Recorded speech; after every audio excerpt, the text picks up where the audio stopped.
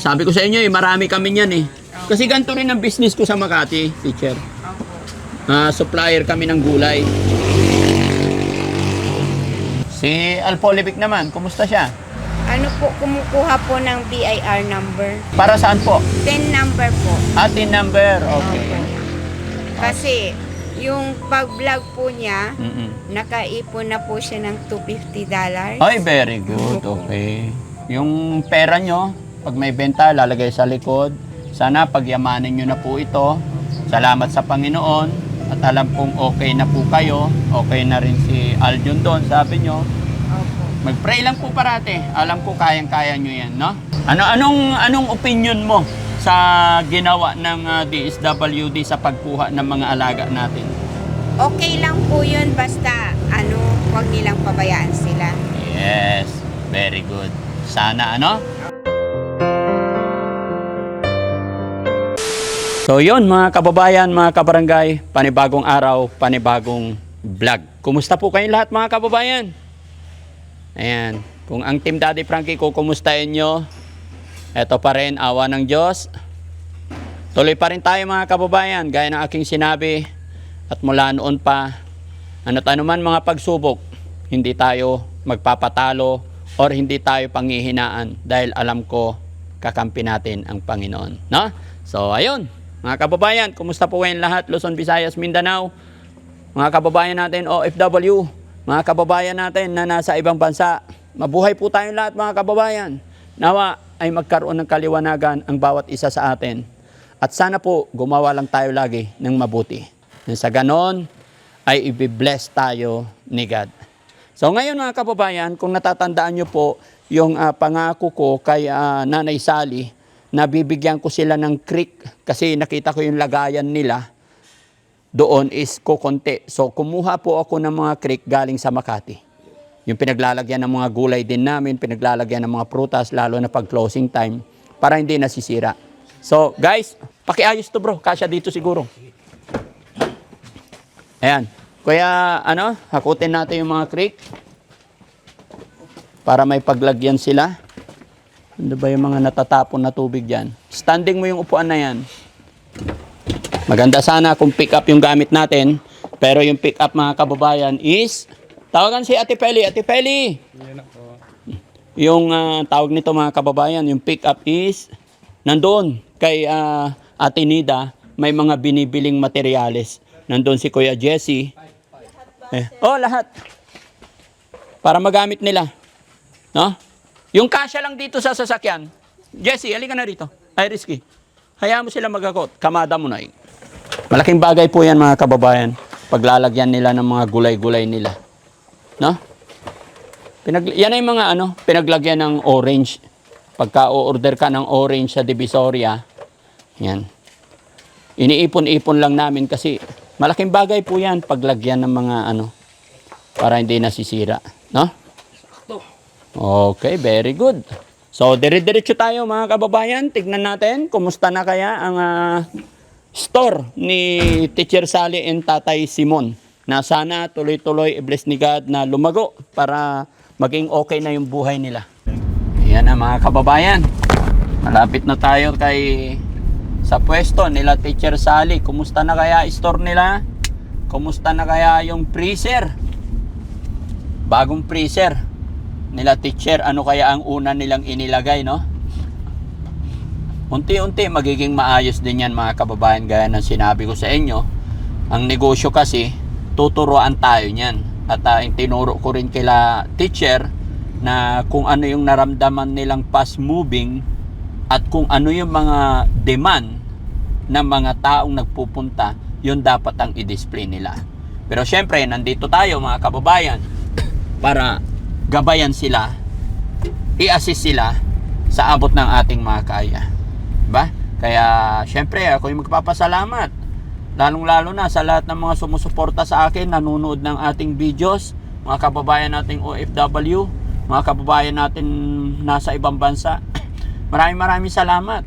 Kayo po ang dahilan, isa kayo sa mga dahilan kung bakit nagpapatuloy tayo. At syempre sa nagbigay din ng freezer kay Doc Dennis Romulo, no? Maraming salamat sa tiwala kay Daddy Frankie. Tsaka syempre shoutout din natin tong si Janelita Kilding. Yan, maraming salamat po. Kay Beautiful Purisa Joy Peñas, kay Manong Jo, maraming salamat. Kay Rose Gorgeous. Sa lahat po ng nakasuporta. At syempre salamat sa Team Daddy Frankie. Na kahit anong nangyari, nandyan pa rin ang lahat. Sulit, Team Daddy Frankie mga kababayan. Sa mga supporters natin na nandyan, salamat po. Tuloy-tuloy lang tayo mga kababayan. So yan yung sinasabi ko mga kababayan. Dapat talaga nakasabit lahat yung saging. Para kitang-kita yung tindahan. Okay, very good. Ayan, kumusta kayo dito? Mabuti naman po. Kumusta ang benta? Mabuti po. Pwede pumasok, teacher? Ayun. Kumusta naman RJ yung freezer natin? Ano, tingnan niyo po, parang bloopers po kasi yung nilagay niya yung beans Na-frozen. Na-frozen po. Na-frozen. Ano una nyo nilagay? Yellow po. Yellow po. Pero Nalagay na po dyan sa ngayon po, Marami po. Wala pang meat product? Wala pa. wala pa po. Oo. Hindi pwedeng gulay. Opo.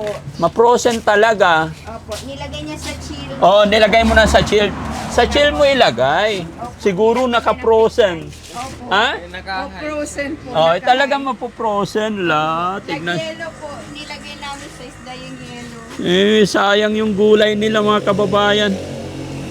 Na-frozen. Sabi ko pwede na tayo sa bloopers eh. Sayang. Pati yun po, nandun po sa mesa yung iba. Alin? Yung nilagay yung gulay. Ayan. Ang tigas. Lumambot po.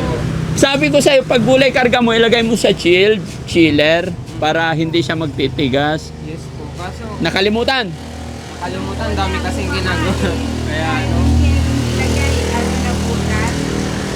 Okay lang yan. Kasama sa buhay yan. Yes, Pati ito, may na-frozen dito.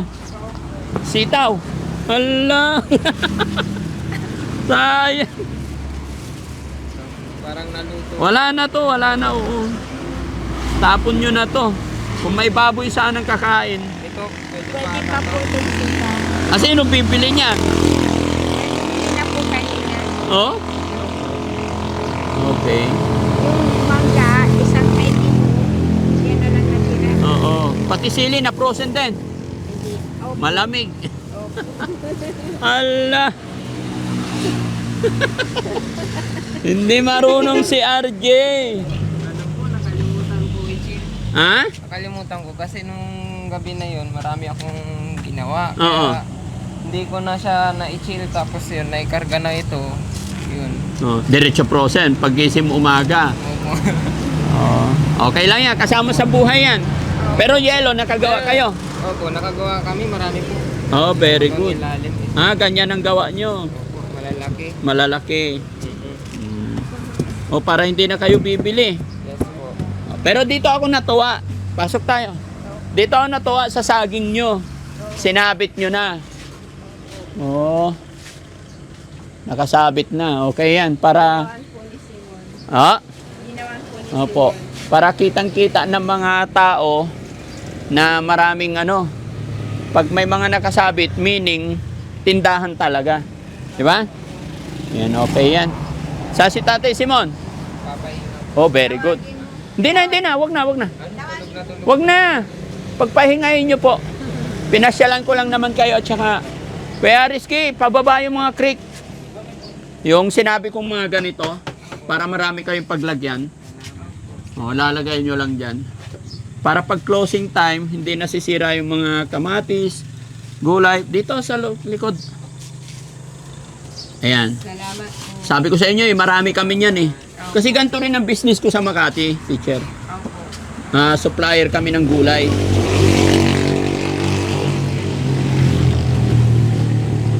Maganda po yan pagka nagtitinda po doon sa Sa pag kayo, rolling. Opo.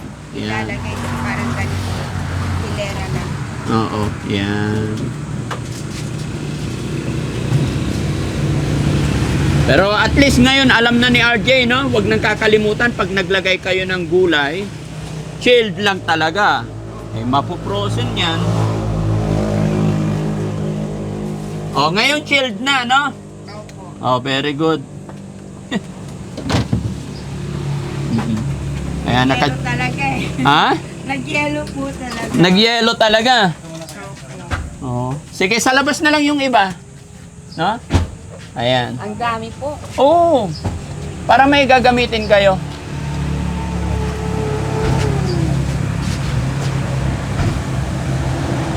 Tsaka kailangan magandang display, makikita nila. Di ba? Kahit na dito po, yung paglagyan halimbawa ng talong, paglagyan nitong ampalaya, Oo.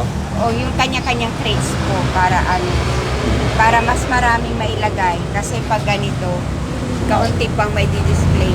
Pag-plan po. Okay. Kumusta naman ang benta ngayon? Ano po, kahapon bali, 8,000 po kahapon. Bakit si RJ na yung hawak ng kaha? Ha? Po, Bakit si RJ na yung may hawak ng bag? hindi po, ano po yan, Binibit-bit. binibit-bit Kala yan. ko siya na may- Pinaglalagyan namin ng susi at papeles ng motor po. Ay, yung papeles na motor nyo, dapat yung dala nyo, Xerox lang. Opo. Nakatago ang original. Yes, No? po. Hindi pwedeng dala nyo parati. Ano? Ito po. Oh, sige. Tago nyo lang dyan. Nangumusta lang. Kumusta naman pala si Aljun? Si Aljun po, pupunta yata sila ng Bicol. Opo. Oh? Papakasyon po. Babakasyon sila doon. Yes po. Opo. And yung ano niya po, okay na po yung ano niya. Nagpa-check up Condition niya po Medyo siya. tumataba na po siya. Opo, nagpa-check up po siya. Mayroong nagsasara daw sa kanyang heart na ayaw bumuka. Kaya pagka naninigas yung dito niya, yun yung nagagalit siya. Nagagalit. Oo, may parte daw sa kanyang puso na hindi nabubukas. Siguro yung operation niya noon. Yes po. Parang hindi napapasokan ng oxygen yung ano niya. Pag hindi napapasokan ng oxygen, siyempre, umiiksi yung ano mo, yung iniisip mo. Tapos dun, pag nagagalit na siya, doon na nagfocus yung ano niya, yung outburst niya. Kasi hindi na siya makapag-isip ng maayos. Oh. Pero sa ngayon, okay na po, nagtitake na po siya ng gamot. Nagtitake siya ng gamot. Opo, ipina-check up po siya. May check up pa rin po siya sa susunod. Buti naman kung Pangalawa ganun. pong check up. Si Alpolivic naman, kumusta siya? Ano po, kumukuha po ng BIR number. Oh.